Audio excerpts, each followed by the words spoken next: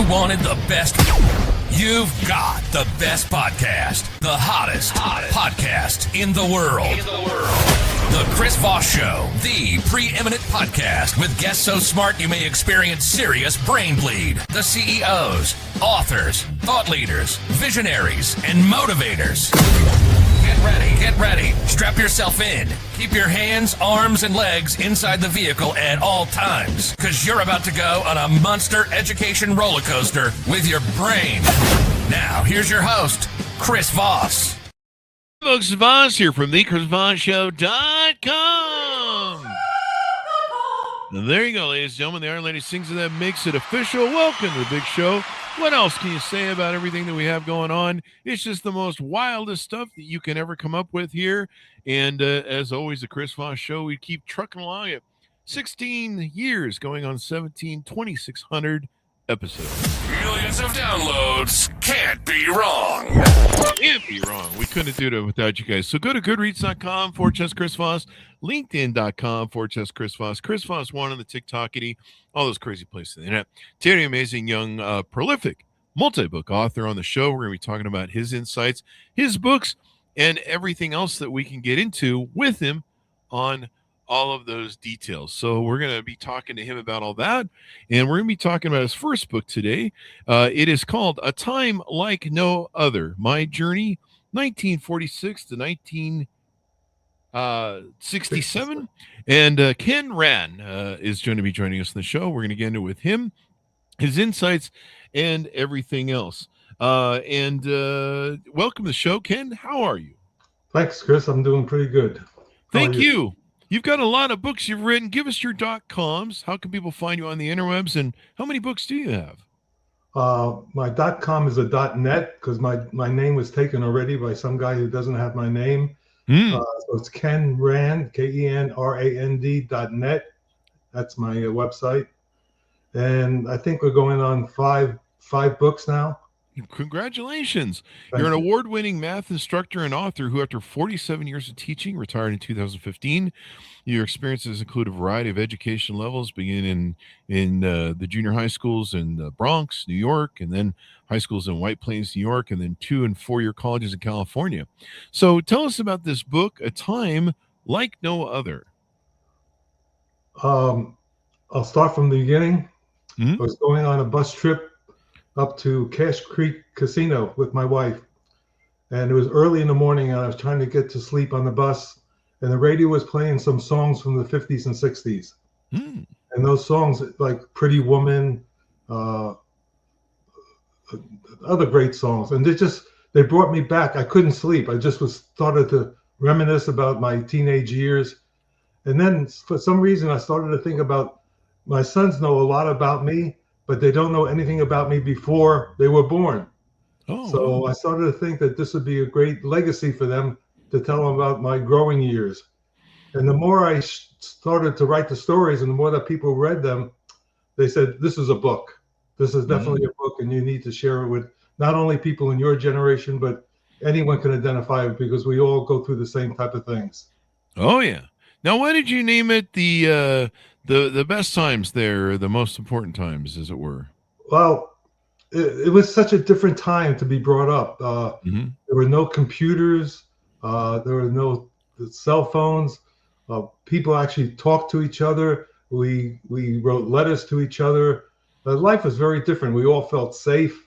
My mom used to leave me outside in front of our apartment in a carriage when I was about 1 year old. People would come along and tickle me and do all that stuff. And she was never worried that I was going to be stolen or taken or whatever. And food was a big difference. Food tasted differently for some reason. The water we didn't. If you had come up to somebody in the 1950s and tell them that they're going to be buying water someday, they would have freaked out. That's very true. I still find it shocking to this day. Yeah, me too. We pay for water, and we're so proud of it too. We're like, oh, I bought water, and you're like, that's not the way. I bought the most expensive water. Bought the most expensive water, and really, it is just purified tap water. Yeah. So yeah, it was a time like no other. I mean, it was a post-war post-war boom sort of era, Yeah, we and were things that called the we baby connected. boomers. Yeah. Yeah, yeah.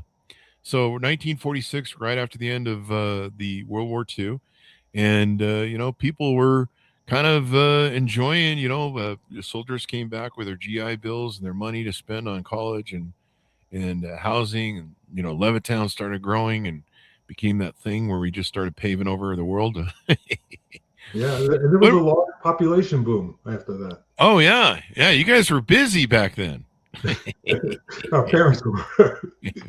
Time it is a time like no other now because we have declining population and people aren't marrying and having kids and everything else. No one likes each other anymore, evidently. Can I tell you a quick story? Please. Okay, I got a phone call. I was very concerned in my book that I wouldn't be reaching today's generation to get them to read it.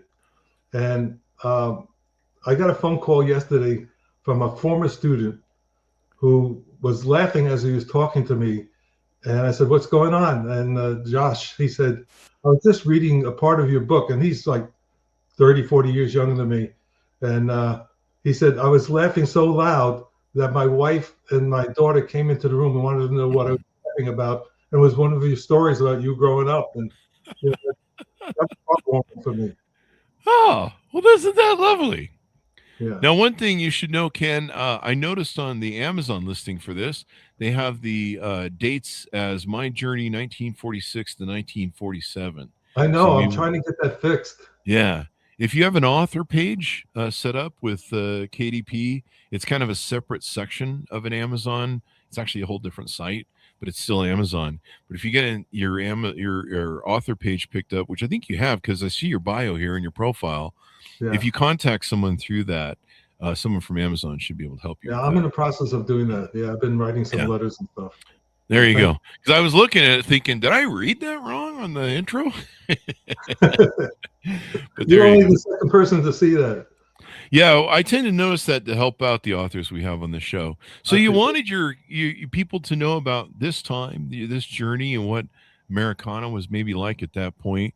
Um, and Time of Innocence, it's labeled as by historians. Many feel it was the greatest generation. It was definitely a great time. It was a lot of people want to it. go Yes. back to that time. Is that really a time we should return to after all the advancements in science and mobile phones and crazy things are up to?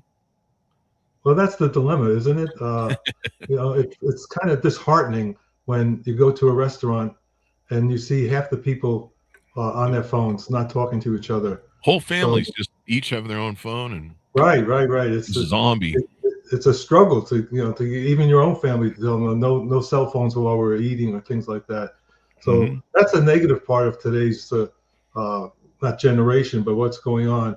Yeah, that's a great question. I don't think we need to go back to the past, but it seems like because if you live in the past, there's no future. Yeah, it's true. So, yeah, but you need the past to remind you of how good things were then, and to give you directions for the future. That's my philosophy. Yeah. We often say on the show, the one thing man can learn from his history is that man never learns from his history. And thereby we go round and round. So yeah, Very good. you definitely need to know your history, and there's certainly maybe it's funny. I've often learned because I've always, I have pretty memorable memories of places in my history, in my past, in my youth that I loved. Sometimes going back to cities that I lived in 40, 50 years before. And, the one thing I found is, well, it's nice to go back. You can never really go home. It just never, you have these memories and maybe those memories are still wonderful. But man, when you go back home, you're like, wow, this place where what the hell are things really changed. And, Yeah, sometimes you might think, well, maybe it wasn't as good as I thought it was. Now I kind of remember some stuff that was going on here. yeah. Holding on to those memories, I think, is good. I really do. Yeah. I lecture to students now at colleges and high schools and junior high schools. And my main lecture to them is making a choice. And one of those choices is living in the past or going ahead to the future. But Hmm. and I say at the same time, I don't want you to give up your heritage and your good memories. But the past can really hold you back because that's all we know is our past. Yeah. Yeah. And then, I mean, the future is going to come whether you like it or not. Yeah. There's one of my favorite lines is from the movie No Country for Old Men. Oh, And it's Tommy, I forget his name. Tommy Lee Jones. Tommy Lee Jones is standing there. He's in I think the trailer of the house of his uncle, I think it is. And Mhm. his uncle's in the wheelchair. And I forget the name of the uncle, but really amazing actor. And he's talking to Tommy, and he says, "What you got, son, ain't nothing new. This country's hard on people, but uh, you can't stop what's coming. That's vanity." And that really sticks to me. We sometimes we get in these vain loops where we're like, "Oh, if we can only go back to this, if we can only go back to when eggs prices were cheaper and everything, and all that stuff that we get hung up on." And sometimes the good times weren't always good. Sometimes the Mhm. bad weren't as bad as they seemed. I think that's Well, a if lyric you from a get a rock chance and to roll read song. my book about I show you pictures of our family. We look like the all-American family, and it just wasn't so. And that's part of what I wanted to reveal. It's a very candid book about not only the good times, but the bad times and the tragic times. And Mm. we were the only generation to go through the possibility of not being alive the next day with the Oh yeah, that's Cuban true. Missile Crisis. Cuban Missile Crisis. I mean, I remember those days growing up as a child, cowering under my desk, because they were supposed those old steel asbestos desks or whatever was in them were supposed to save us from the nuclear bombs from Well, Russia. you do remember that. Yeah, I do. I remember thinking, I don't know this is gonna work if the USSR drops a bomb It's on funny me. now, but I remember being in the hall in the high school at what was it, 9:45 a.m. and the Russian ships were supposed to cross the blockade about Yeah, 10:05, and the entire school is in the hallway, and when they stop going to the blockade, there's a roar that could be heard from miles around from everybody's in the hallway. It was just yeah. incredible. That was a hell of a detente. There Yeah, you yeah, we go. were Just scared. yeah, it was a scary time. I mean, Yeah. it was, and in fact, if it wasn't, I believe it wasn't for John F. Kennedy's wisdom, and he kind of learned a little bit from the Bay of Pigs fiasco, that we might have been at war because the Russians were pretty intent on what they wanted to take and do, and this was before a time, of course, where there's like a hot phone that goes between the White House and Russia. Evidently, we didn't have that back then, so we were kind of, Yeah. we were kind of, it was kind I of just who won that one. I clearly remember thinking that I am dreaming that night that I may be dead the next day. Yeah, You know? yeah. There was a lot of that sort of feelings that Yeah. went on during that time. I mean, you lived with it up until what, 89, and even then, those nukes really weren't ever held down in the UK or the USSR after they fell. So let's go, if you want, let's wander into your other book that we mentioned at the beginning of the show that we were going to get into. The book entitled, let me see if I can get this pulled up here real quick. I've got too many tabs going on. The book entitled One Student at a Time, A Teacher's Journey. Tell us about this book. This book is actually a continuation, even though I wrote it before, a continuation of A Time Like No Other, because that ends in 1967. And Uh-huh. in 1967, I became a teacher in New York City. And it's even hard to explain how incredible those 47 years were. I Uh-huh. mean, teaching in junior high school in New York City, I'm 21 years old. My students are 5 years, 6 years younger than me. And I don't know how to teach. I just didn't. Oh, wow.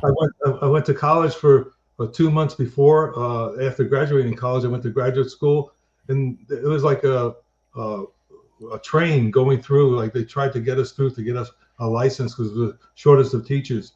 But the stories are incredible, especially those in the Bronx and then high school and college. For over 47 years, I accumulated so many heartwarming, tragic, funny stories. I witnessed a miracle in the classroom, and I think it was a religious miracle where a student Wow. who could not read was learned how to read because of the students around him who helped him. And it was just, I cried my heart out while I was in the front of the room watching it. And session, I stopped a gang war in front of the school. I took a Wow. gun off a student in the school. I foolishly ran down a 6'5", 250-pound intruder in the school, and I Wow. still can't put my jacket on right. Well, you sounds like you had quite the impact though as a teacher, because teachers tend to have an impact to students that a lot of students remember them for a lifetime. Yeah, I was very lucky. My whole goal was to connect and engage with my students, to make them feel like they, you know, I know I'm a teacher, but students are brought up thinking that we have there's no other life, that we're teachers 100% of the time, and it's not true. You know, we have normal lives and we have normal feelings, and so I did that to connect with my students, and they would know I'm a quote unquote normal person. I was anything but normal in the classroom. In fact, I almost got fired 5 times in my first Oh, year wow. for doing crazy things like playing Monopoly in the classroom and taking on my students on unauthorized trips to their houses and stuff like that. So it was a crazy time. But then I went I worked for a publisher after 10 years, and that happened because they convinced me that reaching 100,000 or 200,000 students would be more effective as a teacher than reaching the thousands of students, of 1,000, 2,000 students I was having over a 10-year period. Oh, So wow. yeah, I worked for a publisher, a math publisher, and then I missed teaching so much. I went back into it. I went back to teach the high school, and I wanted my parents to see my son growing up because we were in California. And so we went back to New York. I got a job at White Plains High School. So now I'm teaching it on a different level. And I'm wondering, will my gimmicks, my tricks, my activities work? And they did. And then I went to California. Oh, I have to tell you this experience. Okay. Yeah, You please got do. time? Yeah, we sure do. All right. I'm at a community college in California, and I've never taught a community college class, but I'm in charge of what they call the math lab, where students come for extra help. And I get asked by the dean of the math department to cover for a teacher, math teacher. So this is my first experience ever in a college classroom. And again, these are not like the junior high school kids or even high school kids. These are, 19, 20, 21, some of them even 50, 60 years old. So I'm thinking, is this going to work? Because my personality for junior high school and high school is one thing. Will it work in college? And I got to tell you, Chris, that after 50 minutes in that room, I felt like I had died and gone to teaching heaven. It was incredible. That is awesome. Yeah. So I spent the next 36 years teaching community college. There you go. Teachers are the greatest things that we have in society, and we need to appreciate them more. My mother was a teacher for 25 years. My sister was a teacher. She's always honored when she has people come up to her, that are fully grown now and they have their own families, and they're like, Mrs. Voss, we remember, you was a teacher and you inspired me to do this, and I had a better life. And yeah, boy, those moments of changing the world and leaving the world in a better place are invaluable. There's nothing more rewarding. Absolutely nothing. It's impossible. Yeah. And like you said, students come up to you years after. Where I live right now in California, by sheer coincidence, I've met 4 of my former students. But the amazing thing about it is that each encounter with them, they all told me, Mr. Rim, we were talking about you last night, and here am I speaking with you today. I mean, this is 20, 30 years later. It's funny. I don't know if you've had this happen. You probably have, for all the teaching you've done. My mom's had a few people come up to her and they tell her, oh, I was in your class. I was so-and-so. And she's thinking in her head, oh, you were that one. you were I was sure you were going to end up in prison. And they're like, I loved you. And she's sitting there thinking, I'm pretty sure you hated me and I hated you. But they gush over her and they tell her how wonderful they remember. And I have customers that do that to me every now and then. They'll have a bad experience, usually over a bad employee doing some stupid, and so I'll fix it. But they'll be, swearing at me and telling me how horrible you are. And I'm like, okay, well, we're gonna fix it. We're gonna make it, so that you're happy. And then when I get done making them happy, they usually go off and they're, oh, thanks. And they go off, but they're still kind of angry, and I can't blame them. And I'm like, well, we'll probably never see them again. And then they'll come back year after year to remortgage their home, and they'll tell me how great their experience was. And I'll be like, I remember you. That was for me to talk. I have a quick story again. I just Please do. Yeah. All right. While I was teaching on the first day of class, I would pass out an index card to get some information about my students. I would do a whole slideshow about me, but now I want to know about them. And I asked them, why are they taking this algebra class or whatever class it was at this particular time in my life? And the next day I would read back some of their cards, because I would read the cards at night. And you're the only math teacher I haven't tried yet, because I failed 4 times before. And this is my favorite. It says, my mom took you, and now I'm already thinking, oh my God. My mom took you and she said you were great and I had to take you. And now I'm thinking in front of the classroom, I said, if I teach long enough, someone's going to say, my grandmother took you. It's not something I want to have happen. Or you have a Mari experience. You teach long enough that, like, wait, you're my kid? No, I'm just kidding. Anyway, that might be funny. I don't know. So there you go. I mean, the one thing people always ask me, what do you want to accomplish in life? What do you want to do? And I would like to leave the world better than I found it, in a better place. Now, that's not probably going to happen with me, but it'll probably happen with you, because you're teaching people and educating them and getting them all involved in this stuff there. Yeah. So there you go. So what do you hope people come away with reading your second book, or both books together, maybe? It's pretty much the same reaction I would want from the first book. It's because I want them to come away not only with a history of the times, but I want them to be moved. I think any author who writes a book wants their readers to be moved, and they could be a warm moment, a sad moment, a funny moment, and that's all I want. I want them to be engaged with me as I was engaged with my students. In fact, the best compliment my readers give me is that they feel like they're talking to me when they read my book. Wow. And so it sounds like it's done well and in your voice and all that sort of stuff. Yeah. And then do we want to tease out maybe the other books you have? What are some of the other books you have people might be interested in looking at? I did a follow-up to One Student at a Time, and I called it One Teacher at a Time. I could show it to you here. Can you see that? Yeah, see, One Student at a Time isn't about how to teach.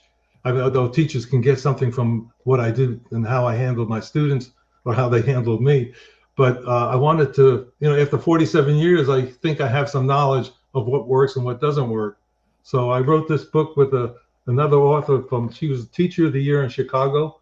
And her name is Kim Thomas. So I wanted a guide for teachers to use all the activities and games and engagements and connecting with how to do that with students, without losing discipline and, maintaining control. Because if you lose discipline and lose control, then nothing works. So, and then, you ready for this? I got to plug this. All right. And what is that? That's Afterwards. It's a book I wrote about 1978. I went on a binge and I invented 7 word games, new games. What's sad about this is that in 1978 I invented Wordle. Oh wow! Holy crap, dude! I don't want to look through the pages, but I invented Wordle, and it was for 2 people, not for one. And half the games that are in this book are now on your phone. Not that I put them there.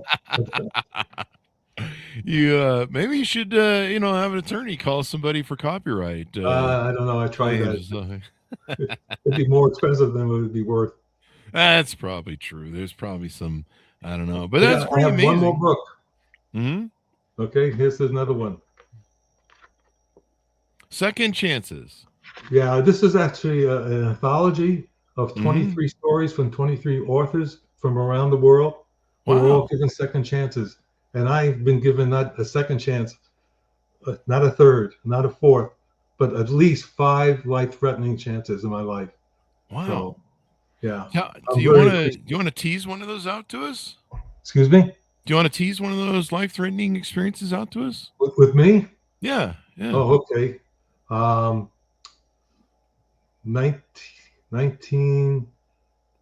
2005. I own a baseball card store. I'm working 2 jobs. I had a heart attack. Oh, wow. On the way to the hospital, I died. Holy crap. I flatlined. And they put one of those defibrillator devices on, Mm-hmm. and they brought me back to life. Wow. And that was, I kept saying when I was awake, I say, I'm not ready to die yet. I have some books to write. I'm serious. This is what I was saying. And my son is the one who drove me to the hospital. And he says, don't worry, you're going to live. You're going to live. And then, but in the ambulance, that's when I flatlined. But Wow. Chris, that happened not once, but 4 times. 4 times. Now, was that on the same day or different? No, they were years apart. 2005, 2016, and 2020 during COVID twice. Wow. Yeah. And then, I don't want to talk about that. I mean, that's all in my past, and that's a past I'm just lucky I'm alive. I'm very happy, and God's good to me. There you go. No more heart attacks. You've already no more. I have used a up your 4 right now. I don't know if you can hear it beating. Oh, you do? You've got it. Is it one of those internal things? Yes. Yeah. There you go. Well, that's good. My dad had one of those internal defibrillators. Heart. I forget. Anyway. Pacemaker. Yeah. And he had a heart attack. That thing, he was asleep at the time. And so it was probably good it went off because he might have passed in his sleep like my uncle did. Oh, wow. His brother. But he said that thing lit him up and he went from dead sleep to standing up beside the bed. I don't want to experience that.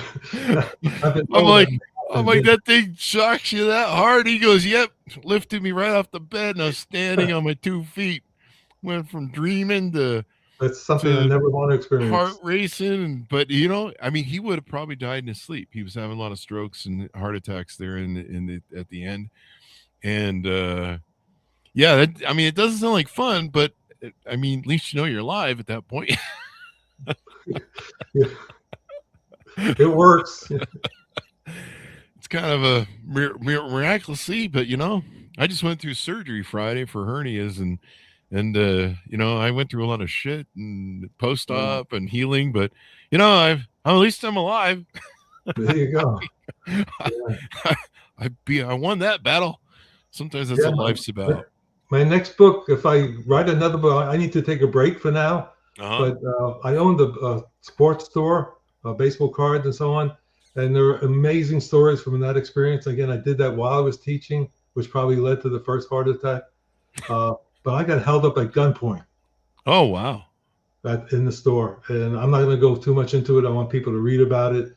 But I will never believe eyewitness identification again. Oh, really? Never. It's too much trauma. I mean, the guy's 2 feet in front of me with a gun that's 12 inches long, and I couldn't identify who it was. Oh, wow. Yeah. There you go. Well, you've written a lot of books. You've inspired a lot of people. You've helped a lot of folks and done a lot of things. Anything more coming up on the horizon there?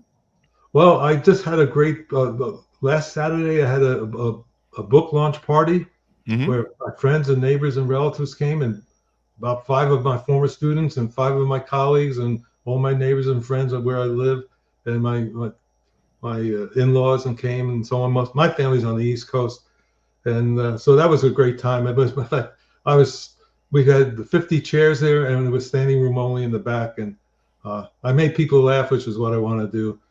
My next thing is going to be this Saturday. I'm going to be at Barnes & Noble in Gilroy, California. And I'll be signing books there. And a lot of my books will be on the table. So I'm looking forward to that. And then after that, I'm going to rest. This is going to be a good holiday for me. There you go. Enjoy that holiday. Enjoy it with your family and all that sort of good stuff. Well, as we go out, give people final pitch outs to pick up your books, any.coms, where they can find you on the interwebs. No, I just encourage them to visit my website, kenrand.net, and email me at kenbbcetc@aol.com. By the way, on my website, kenrand.net, I'll say that 5 times, there are some bonus chapters that people can read without buying the book. So there you go. Get those bonus chapters, people. Get involved in all that sort of good stuff, as it were. So thank you very much for coming on the show. We really appreciate it, Ken.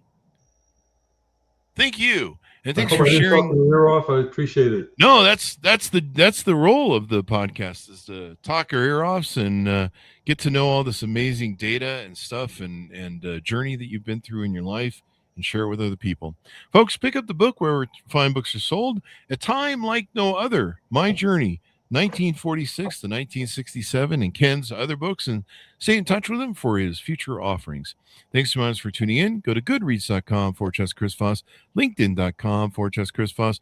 Chris Voss, one of the TikTok and all the crazy places on the internet. Be good to each other. Stay safe. We'll see you next time. You've been listening to the most amazing, intelligent podcast ever made to improve your brain and your life. Warning, consuming too much of the Chris Voss Show podcast can lead to people thinking you're smarter, younger, and irresistible sexy. Consume in regularly moderated amounts. Consult a doctor for any resulting brain bleed.